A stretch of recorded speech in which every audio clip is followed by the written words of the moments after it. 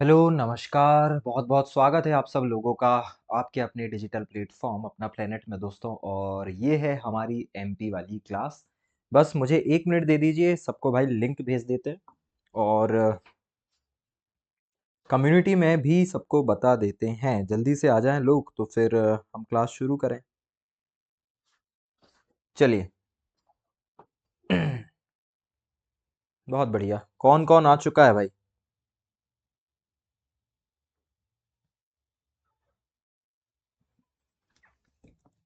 कौन-कौन कनेक्ट हो चुका है?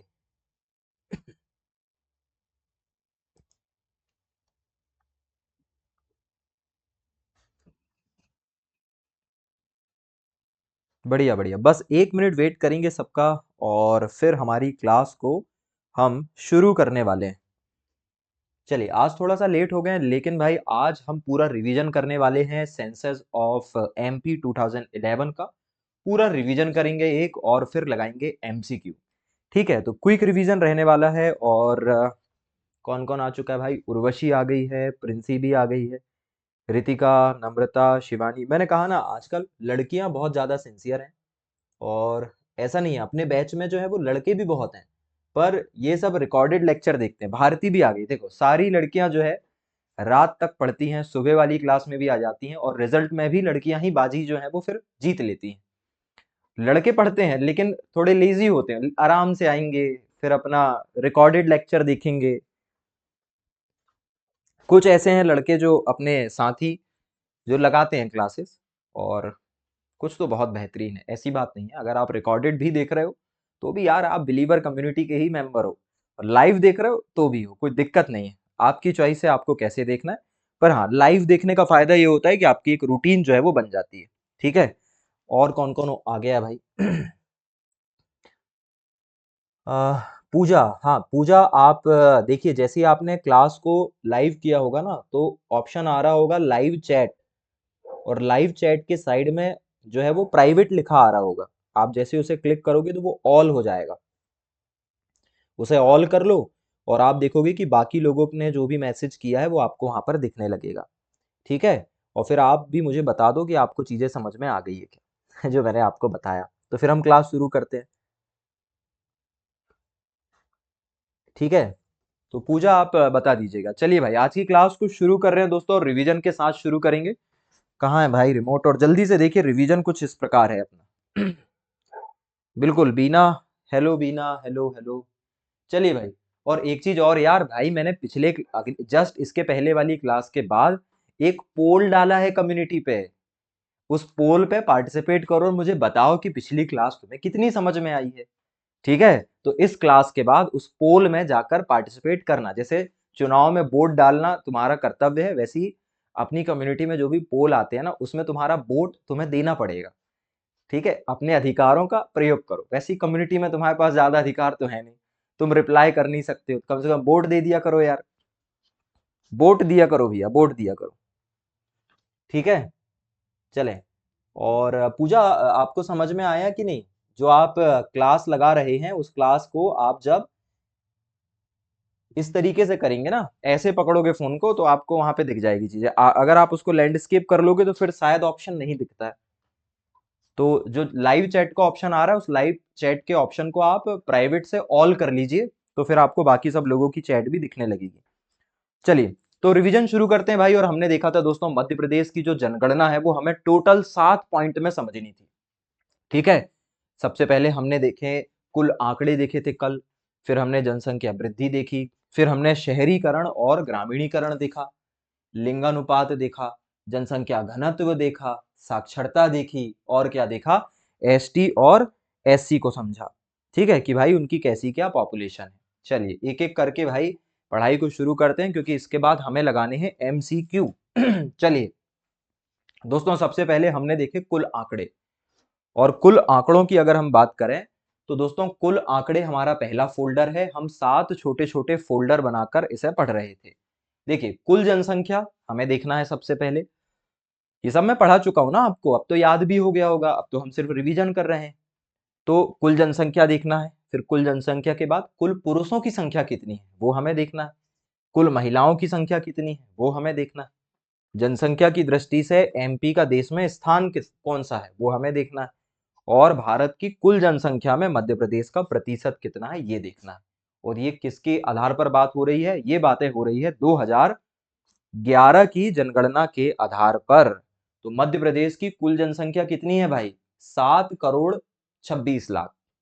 और बिल्कुल आपको अंदर तक बात करनी है तो 7 करोड़ 26 लाख 26 हजार 809। ठीक है। कुल पुरुष कितने हैं भाई? 3.25 करोड़। कैसे याद करवाया मैंने आपको? 3.25 करोड़ मतलब 3.76 करोड़। कुल महिलाएं कितनी? 3.5 करोड़। और जनसंख्या की दृष्टि से मध्य प्रदेश का देश में स्थान कौन सा है? छठवां। भारत की कुल जनसंख्या का मध्य प्रदेश में प्रतिशत कितना है? 6%। ठीक है, ये हमने देख लिया था। और यहां तक चीजें आपको समझ में भी आई होगी। देखो, 2 क्लासेस ऑलरेडी इसमें हम पढ़ चुके हैं। अगर ये आपको याद नहीं हुआ है तो इस क्लास में याद नहीं हो पाएगा, क्योंकि यहाँ तो मैं रिवीजन करवा रहा हूँ। क्या करना पड़ेगा? लेक्चर नंबर 16 और लेक्चर नंबर 17 ये आपको देखना पड़ेगा। 16 और 17 नंबर की क्लास देखना पड़ेगा। ये हमारी 18वीं क्लास है। पिछली 2 क्लासेज में हमने बहुत मेहनत की है इस पे। आप उन क्लासेज को बार बार देखो, नोट्स भी मैंने भेज दिया, नोट्स भी पढ़ लो, याद हो जाएगी चीजें।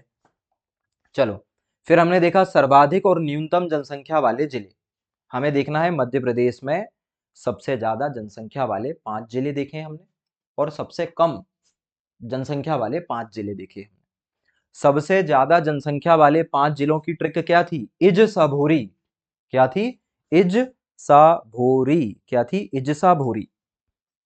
ई से क्या था? इंदौर। जा से क्या था? जबलपुर। सा से क्या था? सागर। भो से भोपाल और री से रीवा। इंदौर, जबलपुर, सागर, भोपाल और रीवा। इंदौर, जबलपुर, सागर, भोपाल और रीवा। ठीक है। और न्यूनतम जनसंख्या वाले जिले कैसे याद रखे थे? हुसदा। कैसे याद रखे थे? हुसदा से याद रखे थे। हुसदा।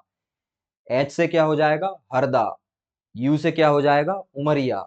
एस से श्योपुर। डी से डिंडौरी और ए से अलीराजपुर।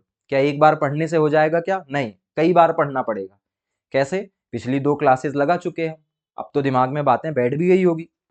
तो भाई रिवीजन अगर कर रहे हो तो अच्छी बात है, और जो लोग पहली बार इस क्लास को लगा रहे हैं यार, बिल्कुल परेशान मत होना। ठीक है। पूजा, आपको भी परेशान नहीं होना है। इसके पहले वाली क्लासेस आराम से आप देख लोगे ना, तो आपको बहुत इजी लगेगा ये। पहली पहली बार में ऐसा लगता है कि भाई स्पीड से हो रही है चीजें। और अगर आपने अपना चैट ऑल कर लिया है तो प्लीज एक मैसेज करके हमें बता दो कि आप जो है वो समझ चुके हो चीजों को। ठीक है पूजा,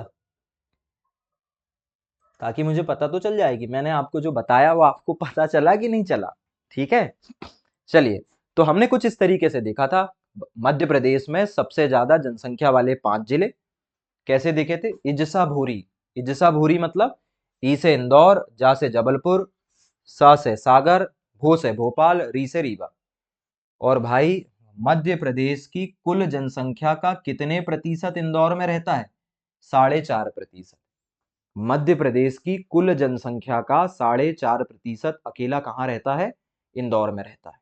अकेले इंदौर में 4.5% लोग रहते हैं। 2011 के मुताबिक, हम जनगणना सरकार के डेटा के आधार पर पढ़ते हैं, और आखिरी बार जनगणना कब हुई थी? 2011 में। तो ये सारी बातें कब की है? 2011 की। तो मध्य प्रदेश का जनसंख्या की दृष्टि से नंबर 1 जिला कौन सा है? इंदौर। फिर दूसरे नंबर पर क्या है? जबलपुर। तीसरे नंबर पर क्या है? सागर। चौथे नंबर पर क्या है? भोपाल। और 5वें नंबर पर क्या है? रीवा। कैसे याद रखे हैं? इज सा भोरी। इज सा भोरी। इज सा भोरी। ठीक है। चलिए, फिर सबसे कम जनसंख्या वाले जिले।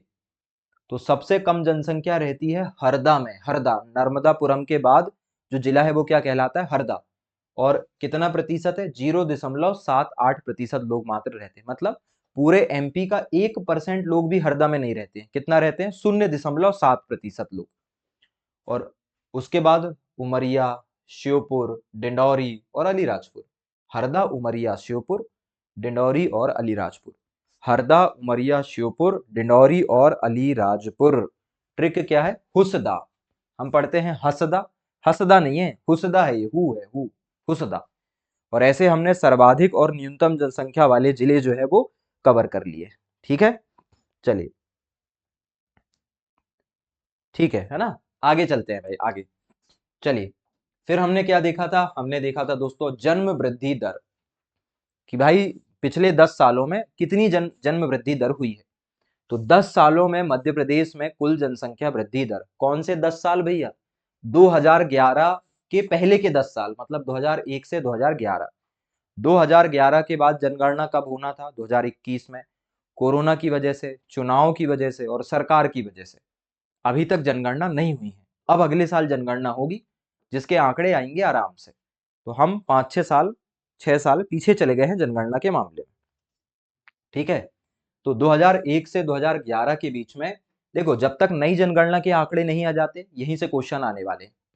तो पिछले 10 सालों में मध्य प्रदेश में कितनी जनसंख्या बढ़ी? 1-2-3 करोड़, पर 1-2-3 नहीं, 1.23 करोड़। ठीक है, मैं ऐसे क्यों बोल रहा हूं 1.23 करोड़? क्योंकि ये तो याद रखने का तरीका है। ठीक है, 1.23 करोड़, ऐसे ही पढ़ो इसको ताकि जल्दी याद हो जाए।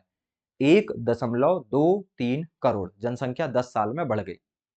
1 करोड़ 23 लाख पढ़ोगे ना तो लोड पड़ेगा दिमाग में, और अगर बोलोगे 1.23 करोड़ तो जल्दी याद हो जाएगा आपको। चलिए, फिर दशकी वृद्धि दर। दशकी वृद्धि दर मतलब एक साल में कितने प्रतिशत पॉपुलेशन ओवरऑल बढ़ी? तो 20.30% जनसंख्या 10 साल में मध्य प्रदेश में बढ़ गई। कितना? 20.30% जनसंख्या बढ़ गई।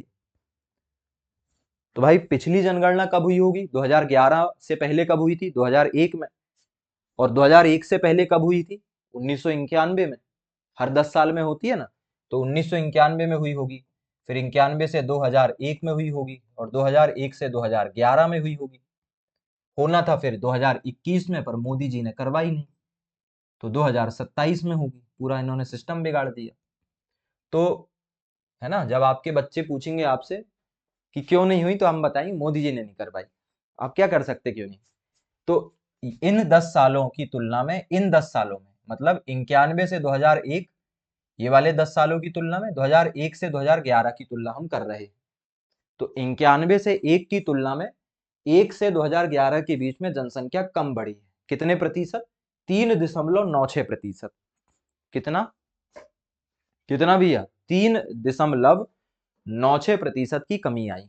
ठीक है, ये सब हमने देख लिया था। चलो चलो आगे चलते हैं। फिर अधिकतम जनसंख्या वृद्धि वाला जिला कौन सा है? अधिकतम वृद्धि दर वाला जिला कौन सा है? इंदौर। और सबसे कम वृद्धि दर वाला जिला क्या था दोस्तों? अनूपपुर। क्या था? अनूपपुर। चलो प्रतिशत मत देखो, प्रतिशत बाद में देख लेना, बस याद रखो कि पिछले 10 सालों में सबसे ज्यादा जनसंख्या कहां बढ़ी? इंदौर में बढ़ी। सबसे कम जनसंख्या कहां बढ़ी? आपका अनूपपुर में। सबसे कम कहां पर? अनूपपुर में। चलिए, फिर हमने देखा था तीसरा टॉपिक, शहरीकरण और ग्रामीणीकरण। मध्य प्रदेश में कुल जनसंख्या कितनी है? 7.26 करोड़। और इस 7.26 करोड़ में से 5.26 करोड़ कहां रहती है? गांव में। ग्रामीणीकृत जनसंख्या कितनी है? 5.26। 7.26 करोड़ में से 5 करोड़ 26 लाख या 5.26 करोड़ गांव में रहती, और केवल 2 करोड़ कहां रहती है? एमपी में, शहर में रहती। तो एमपी की शहरी जनसंख्या 2 करोड़ है, और ग्रामीणी जनसंख्या कैसी है? 5.26 करोड़। ठीक है, प्रतिशत की बात करें भाई, तो अगर आप इसी को परसेंटेज में देख लें, तो गांव में 72.37% लोग रहते हैं। 72.37%। और शहर में कितने रहते हैं? तो 100 में से जब आप इसे घटा दोगे तो निकलेगा कितना? 27.63%। कैसे याद होगा ये आंकड़ा? भाई आराम आराम से पढ़ना पड़ेगा। 72, 72 का उल्टा क्या होता है? 27, लेकिन यहाँ कितना है? 37। या 72 का उल्टा 73 होता है, लेकिन 73 का उल्टा क्या है? 37। ऐसे दिमाग में बिठा लो बातें कि भैया 72 के बाद क्या आता है? 73 आता है, लेकिन इसको उल्टा लिखना है, 72 के बाद 37 लिखना है। ऐसे अपने दिमाग और अपने हाथ को सिखा लोगे तो आंकड़े जल्दी याद हो जाएंगे। और 100 में से इसको घटाओगे तो 27.63 तो आ ही जाएगा। तो किसी एक डेटा को याद कर लो, उसे 100 से घटा दो। सर्वाधिक जनसंख्या, ये कहां से आ गया भाई? ये क्या चीज है? ये क्या है भाई? और ये कैसे आ गया? मैंने तो किया ही नहीं कुछ। चलो इसको ब्लैक कर देते हैं। तो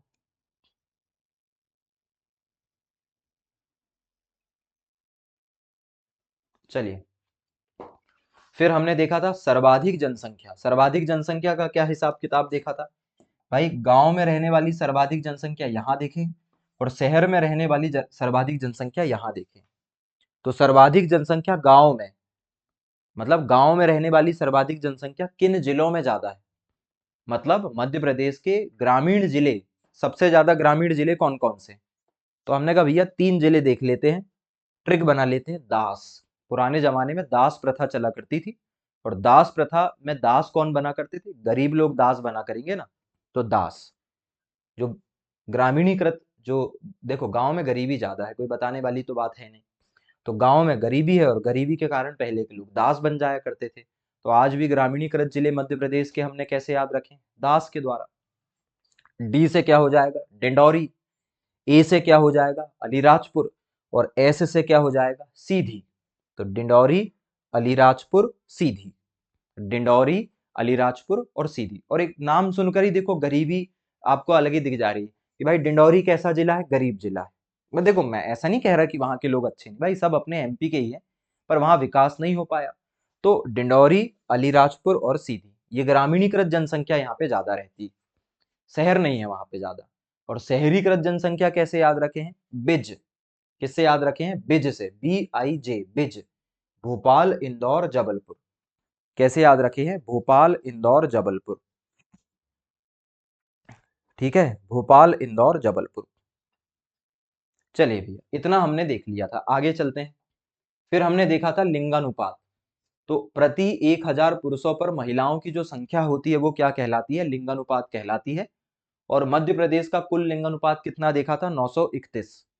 और भारत में लिंगानुपात कितना है? 946। इसका मतलब है कि भारत का लिंगानुपात, भारत का जो औसत लिंगानुपात है वो एमपी के लिंगानुपात से ज्यादा है। मतलब एमपी का भारत के लिंगानुपात से कम लिंगानुपात। मतलब हम भारत, पूरे भारत की तुलना में हम पिछड़े हुए हैं लिंगानुपात में, मतलब हमारे यहाँ महिलाओं की संख्या कम है। अब हमें वही देखने हैं, सर्वाधिक लिंगानुपात वाले जिले और न्यूनतम लिंगानुपात वाले जिले। 5-5 देख रहे हैं अपन।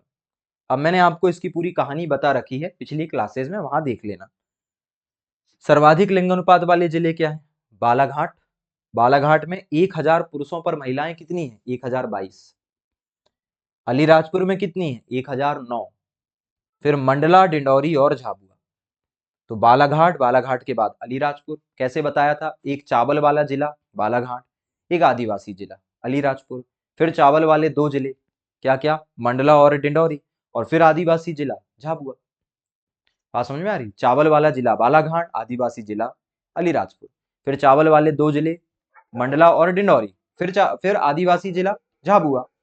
और न्यूनतम लिंगानुपात वाले जिले चंबल, भिंड, मुरैना, ग्वालियर, दतिया और शिवपुरी। कैसे याद रखोगे? भिंड, मुरैना, ग्वालियर, भिंड, मुरैना, ग्वालियर, भिंड, मुरैना, ग्वालियर, दतिया और शिवपुरी। ठीक है भाई, अगर कल को कोई आपसे पूछे सर्वाधिक लिंगानुपात वाला जिला कौन सा है? बालाघाट है दोस्तों। बालाघाट में 1000 महिलाओं पर, सॉरी 1000 पुरुषों पर 1022 महिलाएं हैं। मतलब वहां पुरुषों की तुलना में महिलाओं की संख्या ज्यादा है बालाघाट में। जबकि भिंड में 1000 पुरुषों पर महिलाएं कितनी है? 938। मतलब यहां पर महिलाओं की संख्या पुरुषों की तुलना में कैसी है? कम है। ठीक है, चलिए भाई देखो, ये तो पूरा फैक्चुअल टॉपिक है, इसमें बहुत ज्यादा समझाने लायक स्थिति नहीं है। बहुत ज्यादा समझाने लायक तो स्थिति नहीं है। 1 सेकंड रुकिएगा, बस बस 1 सेकंड रुकना, फिर हम आगे की बात कर रहे हैं।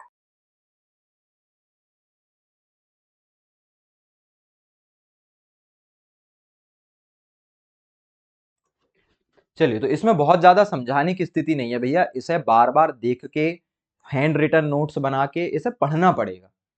जैसे बीमारी का इलाज करवाने के लिए हमें क्या करना पड़ता है? सुबह शाम दोपहर गोली खानी पड़ती है। ऐसी जब भी कोई चैलेंजिंग टॉपिक आ जाएगा तो हमें क्या करना है, जो मैं ट्रिक बता रहा हूँ, जो मैं तरीके बता रहा हूँ, उसको अप्लाई करना है। और देखो क्या होता है ना, अगर आपको चीजें याद नहीं होती है तो फिर आपको क्या करना चाहिए, आपको करना चाहिए रिकॉल।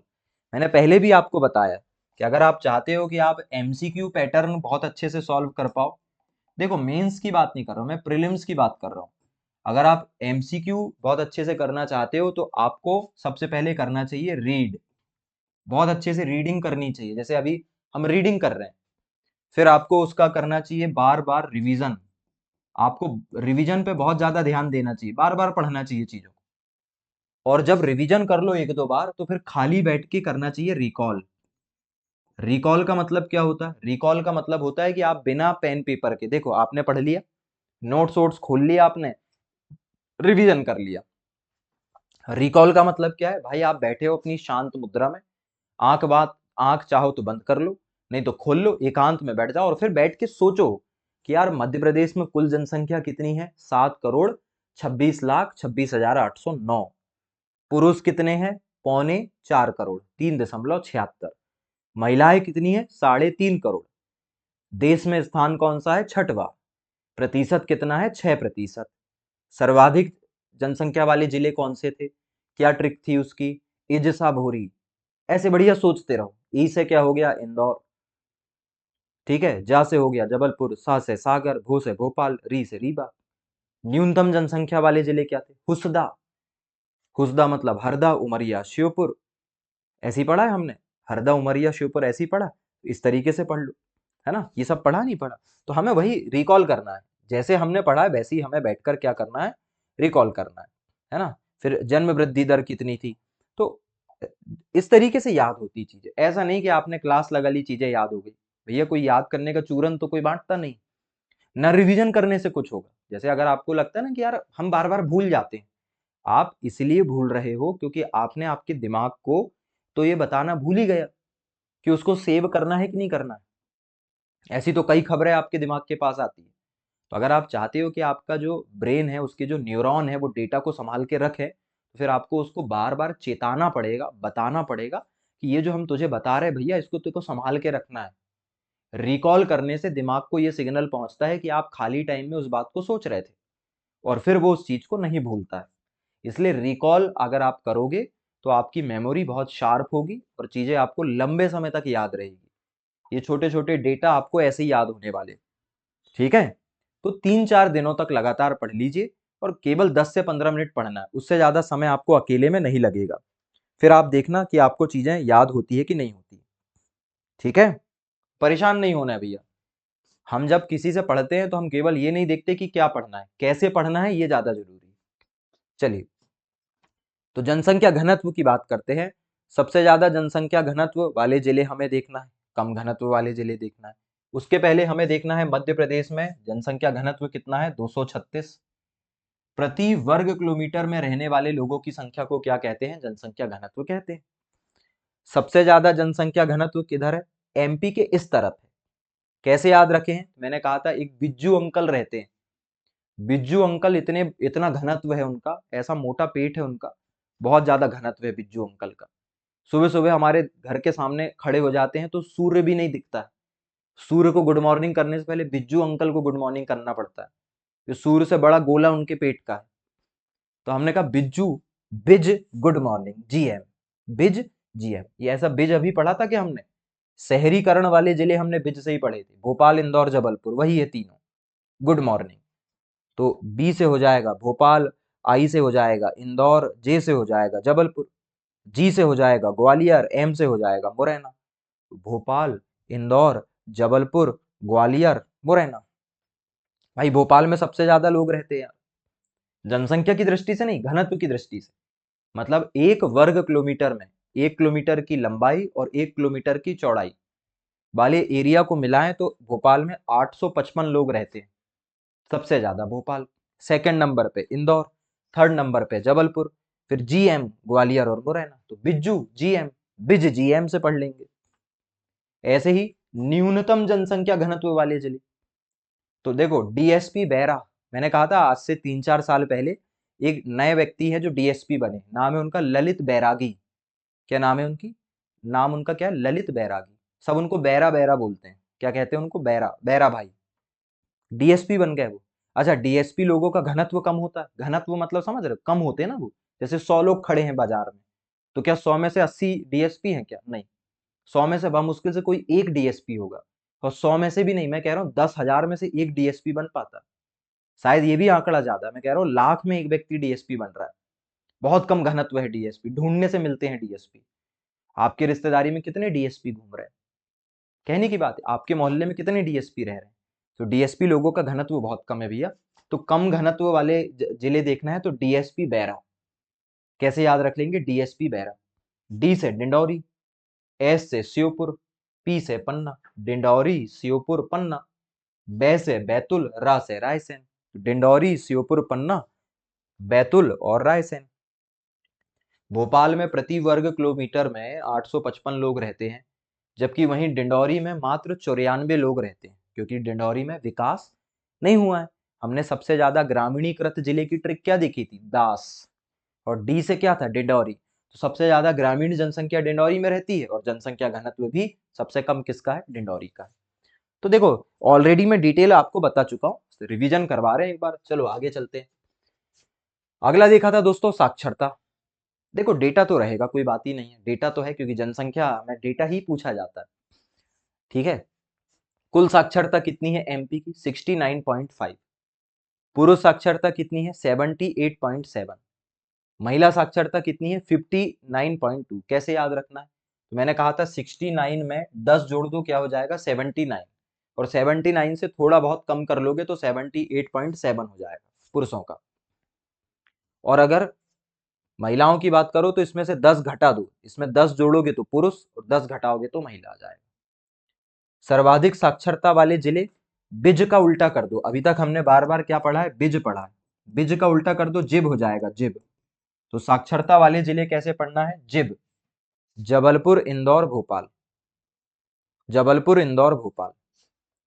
वहीं न्यूनतम साक्षरता वाले जिले, अलीराजपुर, झाबुआ, बड़वानी। अलीराजपुर, झाबुआ, बड़वानी। अलीराजपुर, झाबुआ, बड़वानी। ग्वालियर, साक्षरता की दृष्टि से मध्य प्रदेश का सबसे साक्षर जिला कौन सा है, जबलपुर। न्यूनतम साक्षर जिला क्या है, अलीराजपुर। जबलपुर में साक्षरता कितनी है, 81.1%। और अलीराजपुर में साक्षरता कितनी है, 36.17, 36.17। अलीराजपुर ना केवल एमपी का बल्कि भाई पूरे देश का सबसे कम साक्षरता वाला जिला है, ये हमने देखा था। चलिए, देखो मैं बार बार कह रहा हूं, अगर आपको ये डेटा याद नहीं हुआ है तो आपको क्या करना है, इसके पहले के 2 लेक्चर स्पीड मत बढ़ाना। जनसंख्या वाले टॉपिक में नॉर्मल स्पीड में देख लो, आराम से चलने दो चीजों, उन लेक्चर्स को देख लेना। रात में देख लो, कल सुबह देख लो, अभी 3-4 दिन देखो, पूरा याद हो जाएगा। और याद रखना, एमपी से अगर क्वेश्चन आएगा तो जनगणना का क्वेश्चन आएगा ही आएगा। तो ये सारी की सारी चीजें हमने देखी थी। फिर हमने एससी और एसटी की जो है वो पॉपुलेशन भी भाई हमने देखी थी, और इस तरीके से हमने कंपेयर करते हुए देखा था। ठीक है, इस तरीके से हमने कंपेयर करते हुए देखा था। तो जल्दी से मुझे भाई अब मैसेज करके, सॉरी मैसेज कह रहा हूँ, कमेंट करके बताओ कि कितने लोगों को जनगणना वाला टॉपिक सही लगा। सेटिस्फाई हो आप और आपको याद हो जाएगा। अभी हुआ है कि नहीं हुआ ये मैटर नहीं करता, लेकिन आपको याद हो जाएगा। उस आधार पर मुझे जल्दी से थंब भेजो और बताओ कि ये टॉपिक आपका बढ़िया रहा। तो फिर हम एमसीक्यू वाली क्लास में चलेंगे। लगभग आधा घंटे हमने रिवाइज किया। जल्दी से बताओ भाई, जल्दी से कमेंट करो और बताओ। लिखकर भी बोल सकते हो, ऐसी बात नहीं है कि बस इमोजी भेजना है। याद हो जाएगा ना, बहुत बढ़िया। उर्वशी, नम्रता, भारती, जया, शिवानी, प्रिंसी, बीना, समझ में आ रहा है ना, बहुत बढ़िया, बहुत बढ़िया है ना। और बाकी लोग, क्या स्थिति है भैया? और भी तो लोग हैं लाइव लेकिन बता नहीं रहे। बाकी लोगों को नहीं बनेगा क्या? सोनाली को भी बन जाएगा, बेहतरीन है ना। और देखो मैं बार बार कह रहा हूँ, आपको क्या करना है, इसकी शॉर्ट नोट्स बनाकर किसमें डालना है, अपना प्लेनेट के नंबर पे भेजना है। अब सोच रहे हैं आप लोगों का ना ग्रुप बना देते हैं, बिलीवर कम्युनिटी में बिलीवर बैच का ग्रुप बना देते हैं, उसमें बढ़िया अपनी नोट्स भेजना, सबको एक दूसरे की नोट्स दिखेगी ना तो कंपटीशन रहेगा आपके बीच में। मैंने आपको पहले भी कहा हमारे बैच में एक दो लोग इतनी विषम परिस्थितियों में पढ़ रहे हैं कि आप शायद पढ़ भी नहीं पाते। तो जब भी कोई एडमिशन लेता है तो मैं जरूर पूछता हूँ कि उसकी परिस्थिति क्या है, किस बैकग्राउंड से आप आते हो। कुछ लोग इतने ज्यादा बैकग्राउंड से आते, मतलब इतने कठिन परिस्थितियों से आ रहे हैं कि आप सोच भी नहीं सकते, लेकिन वो बहुत ज्यादा कंसिस्टेंसी के साथ मुझे नोट्स भेजते हैं। रात के 2-2 बजे उनकी नोट्स आती है मेरे पास कि सर हमने आज ये 4 पेज पढ़ा और ऐसे पढ़ा, मतलब। और मैं रात को 3 बजे भी अगर वो भेजते हैं मैं तो देख लेता हूँ। ये बात नहीं है कि आपको रात में पढ़ना है, मैं कह रहा हूँ भाई उनको जब समय मिलता है वो पढ़ रहे हैं। तो हमें थोड़ा सा रिस्पॉन्सिबल होना है, टालम टोली से काम नहीं चलेगा, काम चोरी से काम नहीं चलेगा। ऐसा नहीं कि ऑनलाइन पढ़ रहे हैं तो चलने दो काम, नहीं भाई ऐसा नहीं। बिलीवर बैच नाम था, बिलीवर कम्युनिटी नाम था, क्यों नाम है? विश्वास। तो हमने ठान रखा है कि हम क्यों आ रहे हैं ऑनलाइन, हम इसलिए आ रहे हैं कि भाई हमको कंफर्टेबल मिल जाए पढ़ाई।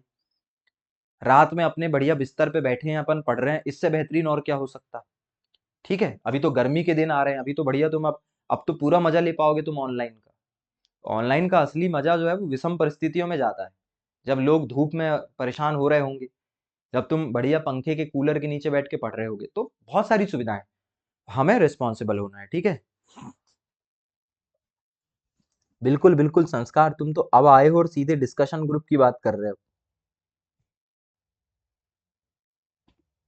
चलिए, तो भाई फिलहाल अपना डिस्कशन, हाँ भैया अपना डिस्कशन सब कर रहे हैं, एक तो आधा घंटे लेट आ रहे तुम क्लास में, मुझे सब पता रहता है कौन कब ज्वाइन हुआ है ना। यहाँ सब सब दिखता है यहाँ। चलो बस भाई, इसका रिवीजन जरूर कर लेना, मैंने एक शॉर्ट रिवीजन आपको करवाया था, एक बार एसटी और एससी का भी देख लो। एसटी और एससी में हमने क्या देखा? सबसे बड़ी जाति देखा, है ना। तो इधर देख रहे हैं एससी और इधर देख रहे हैं एसटी। सबसे बड़ी एससी एमपी की चमार है, और सबसे बड़ी एसटी भील है। मध्य प्रदेश में कुल एससी की जनसंख्या कितनी है? 1.13 करोड़, 1.13। एसटी कितनी है? 1.53। एससी एससी का प्रतिशत कितना है? 15.6%। ये कितना है? 15 में 6 जोड़ दो, 21%। फिर कैसे पढ़ते हैं? सर्वाधिक जनसंख्या, न्यूनतम जनसंख्या, मतलब सर्वाधिक जनसंख्या वाला जिला, न्यूनतम जनसंख्या वाला जिला। प्रतिशत की दृष्टि से सर्वाधिक जनसंख्या वाला जिला और प्रतिशत की दृष्टि से न्यूनतम जनसंख्या वाला जिला। ये फॉर्मेट दिमाग में बिठा लो तो याद करना बहुत आसान हो जाएगा। जैसे अगर ये फॉर्मेट बैठा है दिमाग में तो सीधे बोलो इंदौर झाबुआ उज्जैन झाबुआ। तो इंदौर झाबुआ उज्जैन झाबुआ, तो इंदौर क्या हो गया? सर्वाधिक एससी जनसंख्या वाला जिला।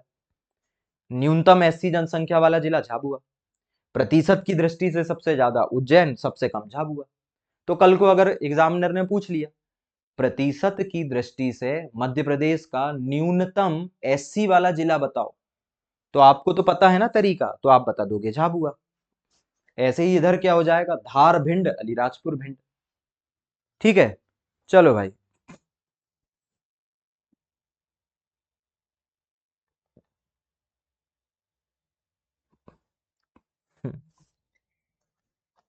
क्या बात है भाई, पार्टी में हूँ वहीं से क्लास लगा रहा हूँ। कैसी पार्टी ज्वाइन कर रहे हो भाई? कौन सी पार्टी में हो? कांग्रेस में हो क्या? कि भाजपा में हो? चलो चलो, संस्कार यार तुम भी कमाल करते हो। चलो भाई, इतनी चीजें देख ली थी, इसका रिवीजन कर लेना, है ना। अब सर सर की हड्डियां मत गलाओ यार, बहुत मेहनत करवा रहे हो तुम तो। चलो चलो, अब आते हैं आज की क्लास में, एमसीक्यू लगाते हैं भैया। और पूजा, आप बस आज आज इत्मीनान से देखो कैसा क्या माहौल रहता है अपना ऑनलाइन में। फिर कल कल से नया टॉपिक शुरू हो जाएगा अपना एमपी में, ठीक है। तो फिर आपको कल से कोई दिक्कत नहीं होगी, कल से बिल्कुल फ्रेश टॉपिक आपका शुरू होगा। क्लास के बाद में आपको रणनीति भी बता दूंगा कि जो हमारी क्लासेस छूट चुकी, 17 क्लासेस छूट चुकी है अपनी एमपी की, उसको अपन 1-2 दिन में कवर कर लेंगे, है ना। जैसे अभी 2 दिन 3 दिन पहले अपने साथ कौन जुड़ी है? उर्वशी जुड़ी। तो उर्वशी ने लगभग लगभग सब कवर कर लिया है। वो उर्वशी खुद बताएगी तुम्हें कमेंट में कि उसने कवर की है कि नहीं की है। तो उर्वशी खुद बता देगी कि उसका कवर हुआ कि नहीं हुआ। चलें भाई। चलें तो कहाँ चले, यहाँ चले। चलिए एमसीक्यू अब हम लगाने वाले हैं। और भाई अब, हाँ बिल्कुल बिल्कुल, है ना पूजा, कब से तो पूछ रहा हूँ, अब जाके बता रहे हो आप। चलो भाई अब आप आंसर दे सकते हो, ठीक है। सुनो, अगर आप आंसर दोगे तो कैसे दोगे, मैं यहाँ पे क्वेश्चन का नंबर लिख दूंगा। जैसे मैं यहाँ क्वेश्चन का, यहाँ मैं क्वेश्चन का नंबर लिख रहा हूँ दोस्तों,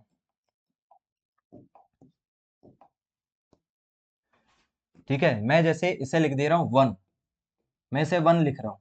तो जब आप कमेंट में आंसर लिखोगे तो ऐसा लिखोगे 1 का ए, या 1 बी, या 1 सी, या 1 डी। तभी तो मुझे समझ में आएगा कि आप क्या राइट आंसर बता रहे हो, ठीक है। तो फटाफट रिप्लाई करना, तब जाकर मजा जो है वो आएगा इस एमसीक्यू सीरीज में। चलो गलत होने दो आंसर, सही होने दो, बस आंसर का रिप्लाई दो।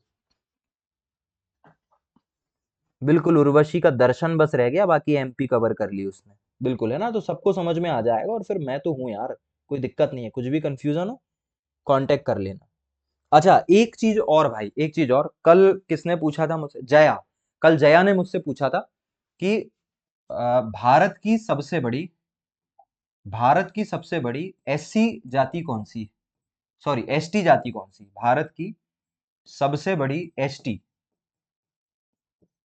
मतलब अनुसूचित जनजाति, शेड्यूल्ड ट्राइब कौन सी। तो भाई भील है, ये भील, याद रखना भील। भारत की भी सबसे बड़ी भील है और एमपी की भी सबसे बड़ी क्या है, भील है, ठीक है। गोंड नहीं है, याद रख लेना, गोंड सबसे बड़ी जाति जनजाति नहीं है, ना एमपी की ना भारत की। और ये मैं मन से नहीं बता रहा हूँ, ये मैं जनगणना के डेटा से बता रहा हूँ। मध्य प्रदेश और भारत का जो भी डेटा आ रहा है, जनगणना, सरकार ने जो जनगणना की उस आधार पे बता रहे हैं। 2011 के हिसाब से बातें होती है। आज क्या स्थिति है वो हम बाद में बात करेंगे, लेकिन सरकार का डेटा अभी भी 2011 के डेटा पर चल रहा है, ठीक है। तो उसको अपने दिमाग में रखना। चलो पहला क्वेश्चन भाई, पहला क्वेश्चन आज का, क्वेश्चन नंबर 1। दोस्तों मध्य प्रदेश का उत्तर से दक्षिण विस्तार कितना है। पढ़ा है ना हमने, मैंने पढ़ाया है आपको कि मध्य प्रदेश का उत्तर से दक्षिण विस्तार कितना है। पहला ऑप्शन 605 किलोमीटर, दूसरा ऑप्शन 870 किलोमीटर, तीसरा ऑप्शन 635 किलोमीटर, या फिर 505 किलोमीटर। ये क्वेश्चन है, जल्दी से इसका आंसर बताइए। एमपी पुलिस 2017 में ये क्वेश्चन आया था, एमपी पुलिस 2017 का क्वेश्चन आया था भैया।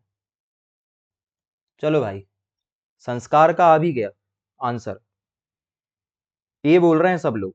क्या है इसका राइट आंसर, बताएं भाई। ए, बहुत बेहतरीन। क्या पढ़ा था हमने, हमने पढ़ा था भाई, ये जो हमारा प्यारा सा मध्य प्रदेश है, ये जो हमारा प्यारा सा दोस्तों मध्य प्रदेश है, ठीक है, इस मध्य प्रदेश का हमसे पूछा गया है उत्तर से दक्षिण विस्तार, मतलब उत्तर से लेके दक्षिण तक मध्य प्रदेश का विस्तार कितना है, 605 किलोमीटर। कितना है, 605 किलोमीटर, ठीक है। ये कौन सी दिशा कहलाती है, उत्तर, और ये कौन सी दिशा है, दक्षिण। ये सब हमने एमपी की क्लासेस में पढ़ लिया। और कल अगर कोई आपसे पूछे कि पूर्व से पश्चिम एमपी का विस्तार कितना है, ये हो गया पूर्व और ये हो गया पश्चिम, तो पूर्व से पश्चिम एमपी का विस्तार कितना है, ये भी मुझे जल्दी से बता दो। जल्दी से लिख के बताओ, पूर्व से पश्चिम मध्य प्रदेश का विस्तार कितना है। पूर्व से पश्चिम मध्य प्रदेश का विस्तार कौन कौन बताएगा, बहुत बेहतरीन, नीलू, बीना, भारती, शिवानी, सोनाली, उर्वशी, सबके आंसर सही। मैं तो ऐसे बोलता हूं तुम्हें जैसे तुम सब मेरे घर के ही छोटे भाई बहन हो, सबके नाम रट गए हैं ऐसे। बहुत बेहतरीन, बहुत बेहतरीन, है ना। ये कितना है, 870 है भैया। कितना है ये, 870 किलोमीटर है। तो हमारा एमपी उत्तर से दक्षिण 605 और पूर्व से पश्चिम कितना है, 870 है। पर यहां पर क्या पूछा है, उत्तर से दक्षिण, इसलिए राइट आंसर क्या हो जाएगा, इसका राइट आंसर हो जाएगा ए। बहुत बढ़िया, ठीक है, राइट आंसर क्या है, ए है। इसमें आंसर भी मिल जाएंगे आपको, ए इज द राइट आंसर। चलिए क्वेश्चन नंबर 2। कर्क रेखा मध्य प्रदेश के किस जिले से होकर नहीं गुजरती है। क्वेश्चन नंबर 2 है ये। कर्क रेखा मध्य प्रदेश के किस जिले से होकर नहीं गुजरती है? विदिशा, विदिशा, रतलाम, इंदौर की भोपाल? विदिशा, रतलाम, इंदौर की भोपाल। और कब का क्वेश्चन है? एमपीपीएससी प्रीलिम्स 2015 में आया है। कब आया है? एमपीपीएससी प्रीलिम्स 2015 का क्वेश्चन है। बताएं भैया। बेहतरीन। नम्रता का क्वेश्चन आंसर भी आ गया। नम्रता इंदौर कह रही है, बहुत बेहतरीन। उर्वशी का भी इंदौर आ रहा है आंसर। हाँ हाँ, इंदौर, इंदौर, बढ़िया। सब सी कह रहे हैं भैया, बेहतरीन, बहुत बेहतरीन, है ना? सबको पता है इसका राइट आंसर क्या आएगा? इंदौर। कैसे पता हमें? अरे भाई क्यों नहीं पता रहेगा, पढ़े अपन ने वैसे। ठीक है, फिर से वही अपना मध्य प्रदेश। अब इस मध्य प्रदेश के बीचों बीच से क्या जाती है? इसके मध्य प्रदेश के बीचों बीच से क्या जाती है? कर्क रेखा जाती है। और कर्क रेखा कितने जिलों से होकर गुजरती है? 14 जिलों से होकर गुजरती है। सब पढ़ा है हमने, कितने जिलों से होकर गुजरती है? 14 जिलों से होकर गुजरती है। ट्रिक क्या थी हमारी? मैंने आपको कहा था जिलो वाइज मत पढ़ो, ट्रिक से पढ़ लो। और ट्रिक क्या था? बी के डी सूरजा, बी के डी सूरजा पढ़ा था हमने। क्या पढ़ा था? बी के डी सूरजा। बी से 2 है और सूरजा में 3 2 3 है। बी से क्या क्या है भाई? बी से है दोस्तों, बी से है भोपाल। पूरा रिवीजन करवा दे रहे हैं। बी से क्या है? भोपाल। और भोपाल के साथ हमने देख लिया विदिशा, हालांकि वी से आता है पर हमने देख लिया। के से क्या है भाई? कटनी। डी से क्या है दोस्तों? डी से है आपका दमोह। फिर एस से बता दो, जल्दी बताओ, एस से क्या क्या है? जरा तुमसे भी तो पूछे कुछ कुछ। एस वाले 3 जिले कौन कौन से हैं? बहुत बढ़िया, बीना, प्रिंसी, भारती सही आंसर है। जल्दी से बताइए एस से क्या क्या आएगा? देखो यार, पढ़ रहे हैं तो फिर पूरा अच्छे से पढ़ना पड़ेगा। जल्दी से बताइए। एस से क्या क्या है, कोई बता पा रहा? नीलू एस से पूछ रहे हैं, आर से नहीं। एस से 3 है ना, एस से सीहोर है, सागर है, और क्या है? शहडोल है। सी सा सा बताया था मैंने तुमको, सी सा सा। ऊ से क्या है? उज्जैन और उमरिया। सब पढ़ लिए हैं हमने ये। पूजा परेशान नहीं होना है ना, पूजा आपको बन जाएगा। पिछली क्लासेस लगाओगे ना, आपको भी बन जाएगा, परेशान नहीं होना है, बस देखते रहो। आर से क्या है? राजगढ़, रतलाम, और क्या है? रायसेन। जे से क्या है भैया? जबलपुर। और ए से क्या है? आगर मालवा। तो ऐसे 14 जिलों से होकर जाती है अपनी क्या? कर्क रेखा। ठीक है, बिल्कुल बिल्कुल, सीहोर, सागर, शहडोल। बहुत बेहतरीन। अच्छा, नीलू ने आगे तक का बता दी। हाँ, कोई बात नहीं, बहुत बेहतरीन, बढ़िया बढ़िया, बहुत बढ़िया। चलो आगे चलते हैं, आगे के क्वेश्चन की तरफ बात करते हैं। चलो क्वेश्चन नंबर, इसका सी आंसर है भाई, है ना? चलो क्वेश्चन नंबर, चलो क्वेश्चन नंबर 3 भाई। क्वेश्चन नंबर 3, मध्य प्रदेश का सबसे कम सीमा साझा करने वाला राज्य कौन सा है? मतलब मध्य प्रदेश किसके साथ सबसे कम सीमा साझा करता है? राजस्थान की, गुजरात की, उत्तर प्रदेश की, महाराष्ट्र? और पटवारी में आया था ये क्वेश्चन 2017 में। 2017 में जो एमपी का पटवारी का एग्जाम हुआ था ना, वहां से आया ये क्वेश्चन। तीसरे का क्या आएगा? फटाफट जवाब दे रहे हो तुम तो, सब बी कह रहे हैं। क्या है बी में भैया? गुजरात, है ना? चलो इसका राइट आंसर क्या आएगा? गुजरात आएगा इसका राइट आंसर। क्यों आया इसका राइट आंसर गुजरात? क्योंकि भाई हमारा ये जो मध्य प्रदेश है, इस मध्य प्रदेश में इसके टोटल पड़ोसी कितने हैं भाई? टोटल पड़ोसी कितने हैं? यहां पर है यूपी, यहां पर है राजस्थान, ठीक है, इधर क्या है दोस्तों? इधर है छत्तीसगढ़, इधर है महाराष्ट्र, और यहाँ पर क्या है? गुजरात। तो टोटल कितने पड़ोसी है हमारे? 5। सबसे बड़ा पड़ोसी क्या है? यूपी। और सबसे छोटा पड़ोसी क्या है? गुजरात। बाकी इनके बारे में हमने बातें कर चुके हैं अपनी क्लास के दौरान। तो इसका राइट आंसर क्या आएगा? बी। बहुत बेहतरीन। चलो क्वेश्चन नंबर 4 भाई, सिंगरौली जिला किस तिथि को अस्तित्व में आया है? सिंगरौली जिला कब बना है ये आपसे पूछा जा रहा है।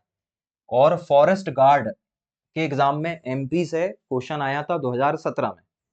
और देखो 17 मई 2008 को बना, कि 24 मई 2008 को बना, कि 15 अगस्त 2003 को बना, कि 1 नवंबर 2000 को बना, ये आपसे पूछा गया। अब बताओ भाई राइट आंसर। हाँ बहुत बढ़िया। क्वेश्चन नंबर 4 भारती कह रही है बी आ रहा है, शिवानी भी कह रही है बी आएगा, 24 मई। 24 मई। हाँ हाँ, सब लोग क्या कह रहे हैं? 24 मई। बहुत बेहतरीन। जया, उर्वशी भी कह रही है 24 मई। बहुत बेहतरीन, बहुत बेहतरीन है ना। चलें आगे चलें कि देखें इसका पूरा डिटेल। सब लोग बी कह रहे हैं भैया, बीना, सोनाली, सबका बी आ रहा है। क्या बात है, तुम लोगों की तो गलती नहीं हो रहे हैं आंसर।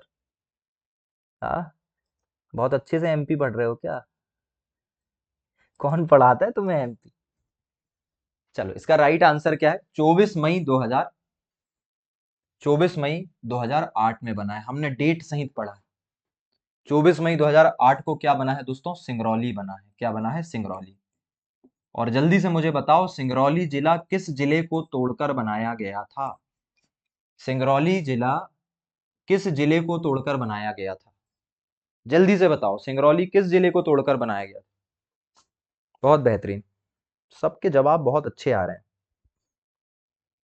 सिंगरौली जिला किस जिले को तोड़कर बनाया गया था भैया?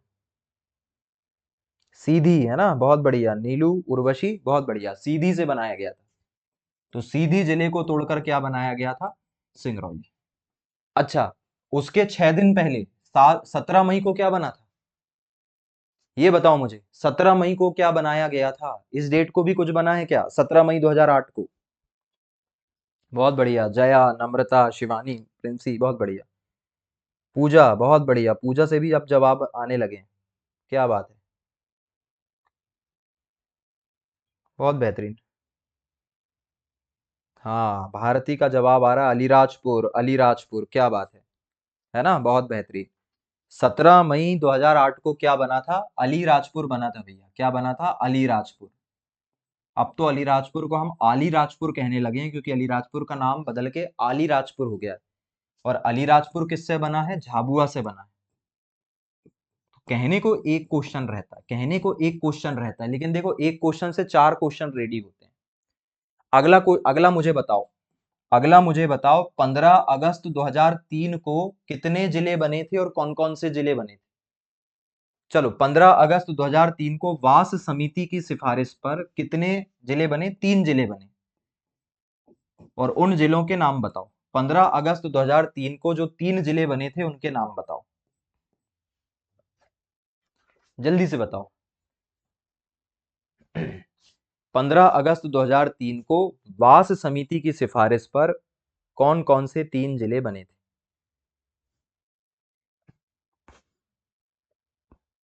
ऐसा है, प्रीवियस ईयर क्वेश्चन। बताओ भाई जल्दी बताओ। कुछ याद आ रहा है? वास समिति की सिफारिश पर 3 नए जिले बने थे। एक जिला बना था गुना से, गुना से तोड़कर। एक जिला जो है वो बना था खंडवा से तोड़कर। और एक जिला जो है वो बना था शहडोल से टूटकर। तो गुना, खंडवा और शहडोल, इन्हें तोड़कर 3 जिले बनाए गए थे। किसका आंसर आया भैया? पहले पहले सबसे पहले आंसर आया है किसका? भारती का। अनूपपुर, बुरहानपुर, अशोकनगर। बहुत बढ़िया, नीलू का भी सही आंसर है। शिवानी, नम्रता, प्रिंसी, बहुत बढ़िया, उर्वशी, बहुत सही, बहुत सही। अशोकनगर, अनूपपुर और बुरहानपुर, है ना? गुना से क्या बना था? गुना से तोड़कर बना था क्या? अशोकनगर। बहुत बेहतरीन। खंडवा से तोड़कर क्या बना? बुरहानपुर। और शहडोल से क्या बना? अनूपपुर। ठीक है। और 1 नवंबर सन 2000 को क्या हुआ था? छत्तीसगढ़ का गठन हुआ था। किसका गठन हुआ था? छत्तीसगढ़ का गठन हुआ था एमपी से तोड़कर। और जब छत्तीसगढ़ का गठन हुआ तो छत्तीसगढ़ को कितने जिले दिए गए थे? 16 जिले। और कितने संभाग चले गए थे? 3 संभाग एमपी से किसके पास चले गए थे? छत्तीसगढ़ से। तो देखो, कहने को एक क्वेश्चन है लेकिन कितना सारा बड़ा क्वेश्चन था। ठीक है भाई, बहुत बेहतरीन। ये हुई ना बात। चलो, क्वेश्चन नंबर कौन सा चल रहा हमारा? क्वेश्चन नंबर 5 भाई। Question number 5। क्वेश्चन नंबर 5 का आंसर दो। मध्य प्रदेश के किस जिले की सीमा, मध्य प्रदेश के किस जिले की सीमा राजस्थान और महाराष्ट्र दोनों को छूती है? एमपीपीएससी 2018 का क्वेश्चन है ये। 2018 में क्वेश्चन आया था, मध्य प्रदेश के किस जिले की सीमा राजस्थान और महाराष्ट्र दोनों को छूती है? झाबुआ, अलीराजपुर, बालाघाट की मंदसौर। किस जिले की सीमा राजस्थान और महाराष्ट्र दोनों को छूती है, ये आपको बताना है। जल्दी से बताओ क्या इसका आंसर आने वाला है। संस्कार कह रहा है बालाघाट। बालाघाट की सीमा जो है संस्कार, राजस्थान से छूती है क्या? बालाघाट के साइड में राजस्थान आ गया क्या? हम्म। बताओ इसका राइट आंसर क्या है, जल्दी से बताओ।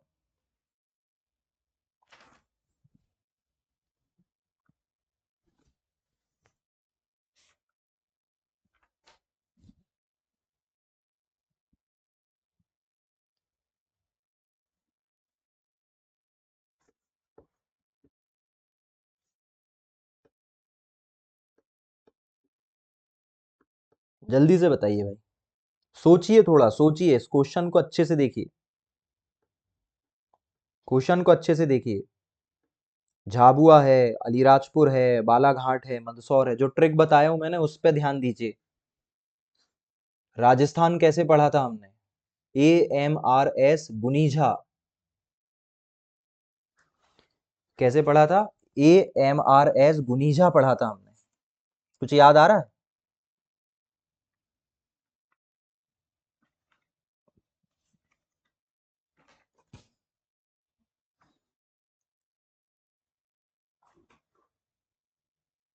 जब पार्टी में हो इसलिए देख नहीं पा रहे हो क्वेश्चन।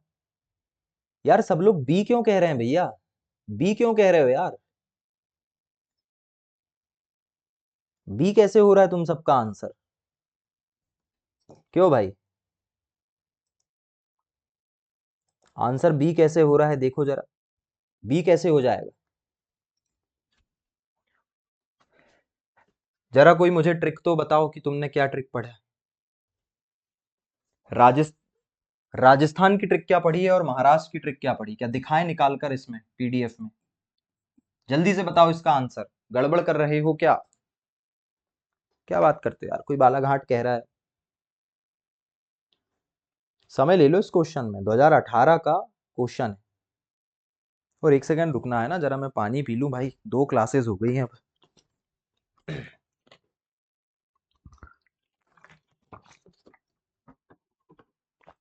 आह,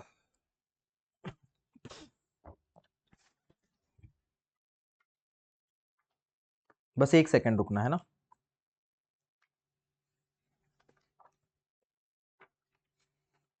क्या क्लास अभी और चलने वाली है, तो मैं थोड़ा सा पानी पी लूं फिर हम बढ़ते हैं आगे। बस 1 सेकंड रुकना, फिर बात करते हैं।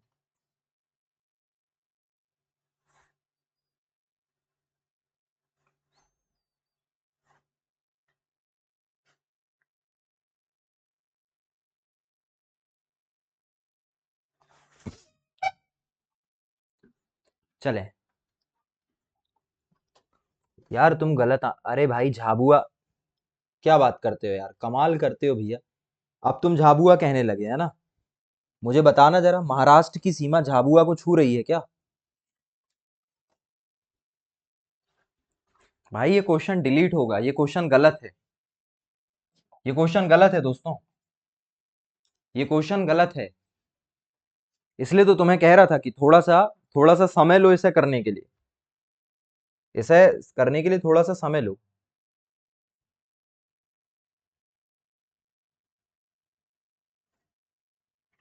महाराष्ट्र को हाँ, नीलू नीलू ने पकड़ा है भैया, नीलू ने सही बात जो है वो नीलू के दिमाग में पकड़ आई है। बाकी सब लोग कैसा कर रहे थे, एक खतरनाक क्वेश्चन आया तो तुमने सरेंडर कर दिया। सुनो, जानबूझ के मैंने एक दो क्वेश्चन गलत डाले हैं, ये पता देखने के लिए कि तुम्हारा पेशेंस कितना है। बात समझ में आ रही है कि तुम्हें भी पता है कि एमपी में जो एग्जाम होते हैं उसमें क्वेश्चन कुछ गलत होते हैं, और गलत क्वेश्चन वही पकड़ सकता है जिसने अच्छे से क्वेश्चन को पकड़ा है। गलत पकड़ना कि आपका क्वेश्चन गलत है वो ये बताता है कि आपकी तैयारी की गहराई कितनी है। ये क्वेश्चन गलत है। कैसे भाई, महाराष्ट्र को नौ नौ जिले जो है वो महाराष्ट्र की सीमा को टच करते हैं, जिसमें से 4 सतपुड़ा के हैं, 4 निमाड़ के हैं, और एक आपका मालवा का है। 4 सतपुड़ा के क्या क्या है, बालाघाट है या नहीं है बालाघाट? और क्या कह रहे हो भैया, और किसको समझ में आया? 10 हो गए अब तो महाराष्ट्र को 10 हो गए भैया, महाराष्ट्र के साथ अब 10 जिले सीमा बनाते हैं।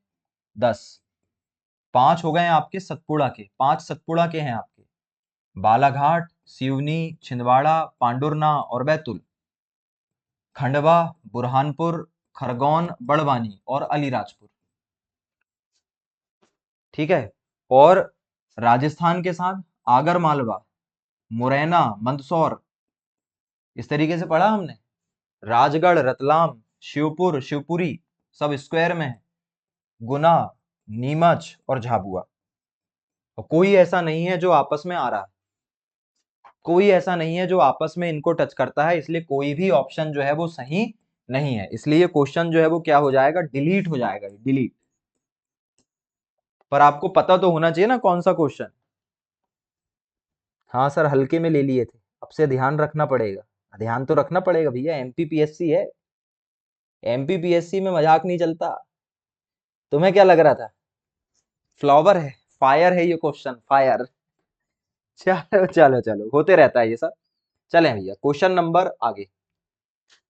क्वेश्चन नंबर कौन सा है, छठवा। पेशवा बाजीराव प्रथम की मृत्यु 1740 में कहां हुई थी?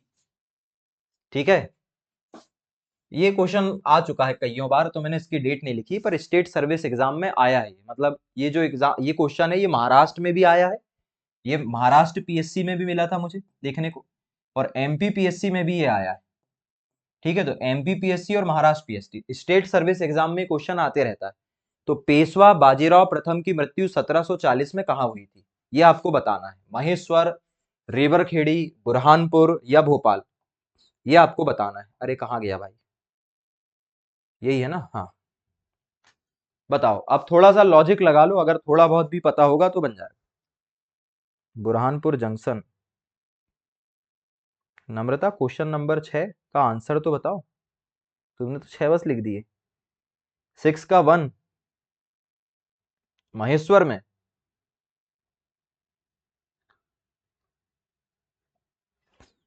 बताएं भाई। भारती कह रही है महेश्वर, शिवानी कह रही है रेबर खेड़ी, राबेर खेड़ी।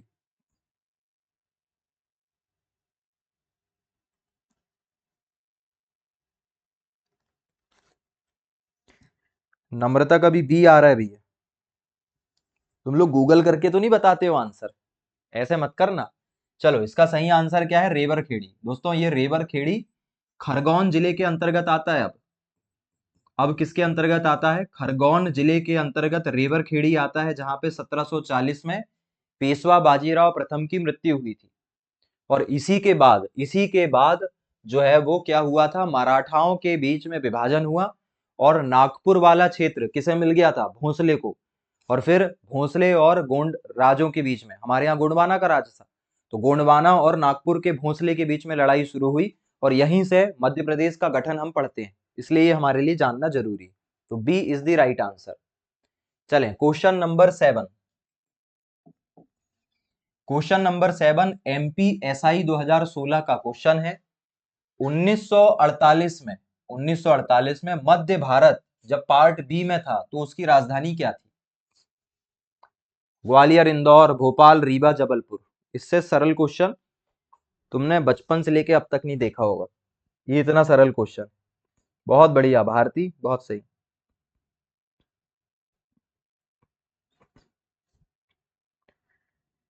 हाँ बहुत बढ़िया है ना, बीना, सोनाली, भारती, सबका सही है, रेबर खेड़ी। इसका आंसर बताओ यार, क्वेश्चन नंबर 7 का क्या आएगा? क्वेश्चन नंबर 7 का सी बोल रहे हो आप? कौन बोल रहा है सी? प्रिंसी बोल रही है क्या सी? नहीं, उर्वशी ने सी कहा। उर्वशी, क्वेश्चन नंबर 7 का सी नहीं आएगा। देखो भाई, 1948 से लेकर 1956 तक हमारा मध्य प्रदेश जो है वो ऐसा था,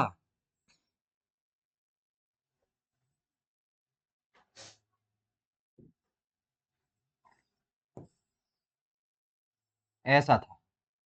और ये वाला जो इलाका है भैया, ये वाला इलाका, ये क्या कहलाया करता था?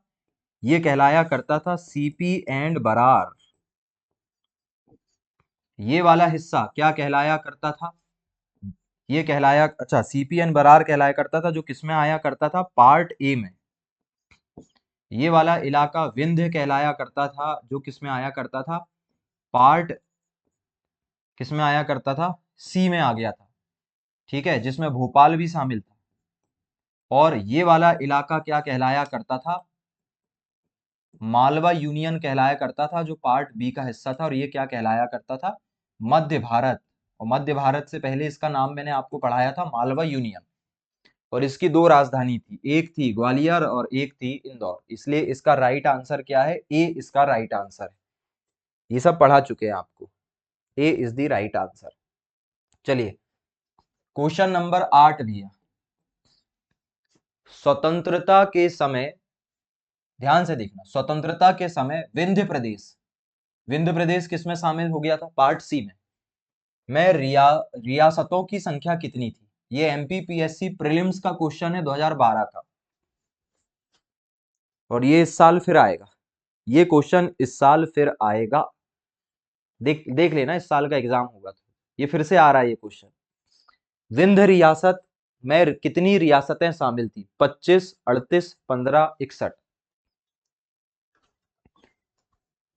बहुत बढ़िया। जिसका भी क्वेश्चन नंबर 7 का ए आंसर है, उन सबका सही। मैं सबके आंसर देख रहा हूँ, बार बार नाम लेंगे तो थक जाएंगे यार। हाँ बहुत बढ़िया। संस्कार 5.5 महीने और 6.5 महीने, बहुत सही। बीना, अरे सबका सही आ गया यार आंसर। तो क्वेश्चन नंबर 8 का आंसर बताओ। क्वेश्चन नंबर 8 का बी आ रहा है क्या सबका? क्या बात है यार, तुम्हें तो ऐसे रट गई है चीजें, पता नहीं इतना सही कैसे बता रहे हो। शिवानी, उर्वशी, नम्रता, संस्कार, नीलू, बीना, प्रिंसी, बहुत बढ़िया, है ना, बहुत ही बढ़िया। इतना तो मैंने एक्सेप्ट ही नहीं किया था कि भैया तुमने, तुम्हें जो है वो इतना एक्सेप्टेंस हो सकता है चीजों का। जया से भी बन गया, बहुत बेहतरीन। एक्सपेक्ट ही नहीं कर पा रहा हूं मैं, और ना ये समझ पा रहा हूँ कि इतना बेहतरीन कैसे पढ़ रहे हो। बहुत बेहतरीन यार, बहुत बेहतरीन। एमसीक्यू तो अब करवाने पड़ेंगे। कितनी थी भाई रियासतें? 38 थी। ठीक है, जब विंध्य प्रदेश को शामिल किया गया था तो कितनी रियासतें थी? 38। हमने पढ़ा है ना ये क्वेश्चन, बिल्कुल पढ़ा है। तो तुम्हें समझ में आ रहा, सारे प्रीवियस ईयर क्वेश्चन हमारी पढ़ाई से बन रहे हैं तुम्हें। चलो, 1861 में गठित, क्वेश्चन नंबर 9, 1861 में गठित सेंट्रल प्रोविंस का मुख्यालय कहां पर था? ठीक है, और एमपी हिस्ट्री का ये क्वेश्चन है, मैंने ऐसे ही लिख दिया उसमें एमपी हिस्ट्री स्पेशल की, मतलब भाई हिस्ट्री का एक क्वेश्चन बन गया ये कि 1861 में गठित सेंट्रल प्रोविंस का मुख्यालय जो है वो कहां पर था? मतलब सागर, नागपुर, जबलपुर, भोपाल। जल्दी बताओ, क्वेश्चन नंबर 9 का आंसर बताओ। अरे भैया पार्टी एंजॉय करो संस्कार, और क्वेश्चन लगाओ। सब लोग वहां पार्टी में तुमको सोच रहे होंगे कि तुम चैट कर रहे हो। बहुत बढ़िया है ना। इसका भी आंसर क्या आएगा? बी आएगा। सेंट्रल प्रोविंस की राजधानी क्या बना दी गई थी? नागपुर बना दी गई थी। क्या बनाई गई थी? नागपुर। चलो, बी। क्वेश्चन नंबर 11, फजल अली कमेटी की आयोग की रिकमेंडेशन पर एमपी का गठन कब हुआ? अब ऐसे सरल क्वेश्चन भी आते हैं। एमपी पुलिस 2016 का क्वेश्चन है, फजल अली कमेटी की रिकमेंडेशन पर एमपी का गठन कब हुआ? 1 नवंबर 1956, 1 नवंबर 2000, 26 जनवरी 1950 या 15 अगस्त 1947? क्वेश्चन नंबर 11 गलत मत कर देना, नहीं तो पूरी पढ़ाई पे पानी जो है गिर जाएगा अपने।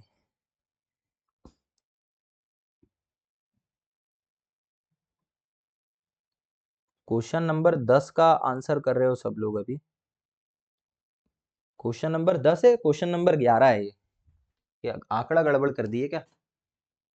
अरे तुम तो बहुत होशियार लोग हो। बोले सर आपसे गलती हुई है, हम क्यों गलती करें। हाँ क्वेश्चन नंबर 10 है। तो भाई मैं सोचूं भाई 10 क्यों लिख रहे हो तुम सब लोग। ठीक। हाँ हाँ हाँ, प्रिंस ही सुधार लिए, सुधार लिए। सुधार लिए हैं, 11 नहीं है 10 है ना। ये तो सबसे बन जाएगा यार, सबको पता फजल अली कमेटी के आधार पे 1 नवंबर 1956 को जो है वो मध्य प्रदेश बना था। और फजल अली कमेटी ने कितने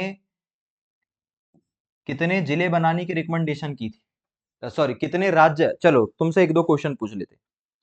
फजल अली कमेटी ने कितने भाषा आधारित राज्य बनाने की सिफारिश की थी? इसने क्या कहा था, कितने राज्य बनाने चाहिए और कितने केंद्र शासित प्रदेश बनाने चाहिए। इन्होंने कितनी सिफारिश की थी, ये आपको बताना है। सिफारिश कितने की थी और बने कितने, बाद में बताना, बने कितने ये बाद में बताएंगे, पर सिफारिश कितनी की थी। बहुत सही, बहुत सही, संस्कार ने बता दिया। और बाकी लोग बताओ, कुछ याद आ रहा है तो। फजल अली कमेटी ने कितने राज्य और केंद्र शासित प्रदेश बनाने की बात की थी, है ना। बहुत सही, बहुत सही भाई। इन्होंने कहा था कि हमें 16 राज्य बनाने चाहिए और 3 केंद्र शासित प्रदेश बनाने चाहिए। पर सरकार ने इनकी बात पूरी तरीके से मानी क्या? नहीं। सरकार ने किया 7वां संविधान संशोधन, और 7वें संविधान संशोधन के आधार पे सरकार ने बनाया कितना, 14 राज्य बनाए और 6 यूटी मतलब केंद्र शासित प्रदेश बनाए। तो इन्होंने कहा था 16 और 3, और सरकार ने बनाई 14 और 6। बहुत बेहतरीन, बहुत बेहतरीन। बस बस बस, गजब यार, बहुत अच्छा पढ़ रहे हो, सबसे बन रहे हैं, यही बहुत अच्छी बात। सबसे क्वेश्चन बन रहे हैं, यही बहुत अच्छी बात है। बस फिजिक्स में ही तुम्हारी जो है बोलती बंद होती। फिजिक्स के एमसीक्यू में तो भैया सब बोलती बंद हो जाती सुबह सुबह जब लगते हैं। चलो क्वेश्चन नंबर 11, 11वां क्वेश्चन। चलो और 5 मिनट और फिर हम क्लास वाइंड अप कर देंगे, आज जरा लेट हो गए। छत्तीसगढ़ के गठन के समय मध्य प्रदेश के मुख्यमंत्री कौन थे? छत्तीसगढ़ के गठन के समय मध्य प्रदेश के मुख्यमंत्री कौन थे? ये बहुत पुराना क्वेश्चन है, एमपीपीएससी 2003 में आया था, लेकिन अब फिर से आ सकता है ना, कोई बात नहीं है। क्योंकि क्या है, हमने अभी 2-3 टॉपिक ही पढ़े हैं, तो उन्हीं 2-3 टॉपिक के क्वेश्चन उठाना था, तो मैंने बहुत दूर दराज के भी क्वेश्चन लेके आया। तो छत्तीसगढ़ के गठन के समय मध्य प्रदेश के मुख्यमंत्री कौन थे? सुंदरलाल पटवा, दिग्विजय सिंह, की उमा भारती, की मोतीलाल वोरा?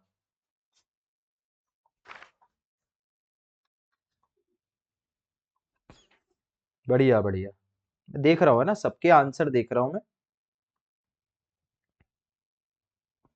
बहुत बेहतरीन, बहुत बेहतरीन, सबका आंसर बी आ रहा है भाई। कौन थे? दिग्विजय सिंह थे। अब अगला क्वेश्चन तुम्हारे लिए यहीं पे, जब छत्तीसगढ़ बना तो छत्तीसगढ़ के पहले मुख्यमंत्री कौन बने, फर्स्ट सीएम, और छत्तीसगढ़ के फर्स्ट गवर्नर राज्यपाल कौन बने? छत्तीसगढ़ जब बना तो छत्तीसगढ़ के पहले मुख्यमंत्री बताओ और छत्तीसगढ़ का पहला गवर्नर भी बताओ।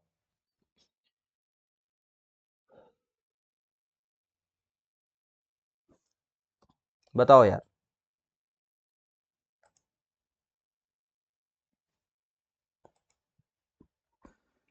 बहुत बेहतरीन है ना, संस्कार का सही आंसर आ रहा है, अजीत जोगी। अजीत जोगी है ना, अजीत जोगी। और गवर्नर कौन था भाई? छत्तीसगढ़ जब बना तो छत्तीसगढ़ के पहले सीएम बने थे अजीत जोगी। और गवर्नर कौन बने थे? किसको सहायता की जरूरत थी? किसको सहायता की जरूरत थी? हाँ बिल्कुल बिल्कुल, ऐसे याद करवाया था मैंने कि किसी को सहायता की जरूरत है। अरे दिनेश भाई सहाय नहीं था भाई, दिनेश नंदन सहाय, है ना। कौन है? दिनेश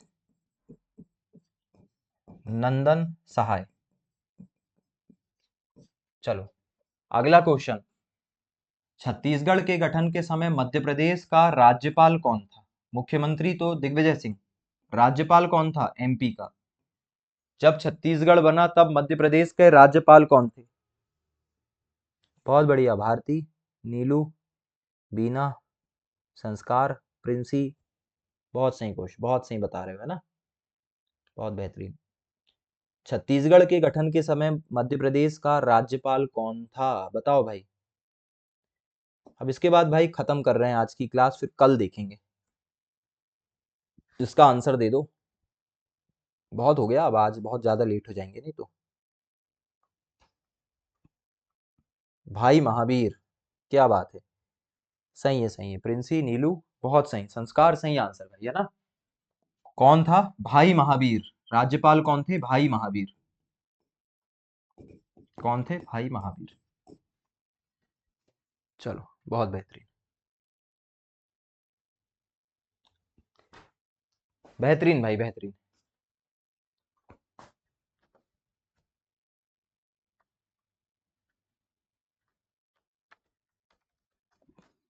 चलिए चलिए चलिए, अब सुनिए भैया, अब सुनिए सुनिए। कल, कल एमसीक्यू लगाएंगे 15, और एक टॉपिक पढ़ेंगे।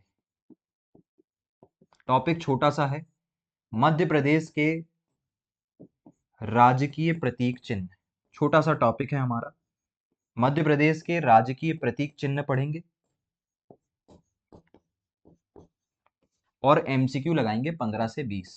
कल 1.5 घंटे की क्लास रहेगी, ठीक है, 9 से लेके 10:30 बजे तक, रात में। डेली रात में ही लगती है, पर 9 से 10:30 लगेगी, ठीक है। हाँ हाँ बिल्कुल यार है, बिल्कुल। उर्वशी, बीना, बहुत सही आंसर है। भारती सही आंसर है, ठीक है। बिल्कुल यार, आप लोग अगर इसी तरीके से उत्साह के साथ पढ़ते रहोगे, उत्साह के साथ काम करते रहोगे, तो हम ऐसे एमसीक्यू हर टॉपिक के बाद लगा सकते हैं। हमारे लिए तो और अच्छा हो जाएगा, इससे आत्मविश्वास भी बढ़ेगा, प्रैक्टिस भी होगी, ठीक है, मनोबल भी आपका बढ़िया मजबूत रहेगा। तो कल के लिए तैयार रहना भैया। कल और 15-20 क्वेश्चन और मैं आपको करवाऊंगा प्रीवियस ईयर जो इस टॉपिक से आए हैं। और कल मध्य प्रदेश के राजकीय प्रतीक चिन्ह एक छोटा सा टॉपिक हम पढ़ेंगे, ठीक है। ठीक है, सुबह मिलते हैं भैया। मैं आपसे यही कहूंगा, सुबह आपको साइंस के बैच में, जितने भी लोगों ने साइंस का बैच ले रखा, साइंस के बैच में आओ यार सुबह। उसको लापरवाही में मत लो, बहुत भारी नुकसान होगा नहीं तो आगे चल के। तो सुबह आना है, और एम फिजिक्स पढ़ना है, ठीक है। कल से नया टॉपिक रहेगा हमारा फिजिक्स में। चलिए चलिए, तो thank you so much guys, thank you for connecting us, and हम मिलते हैं कल फिर से। और फिलहाल के लिए क्लास को ख़त्म कर रहा हूँ मैं।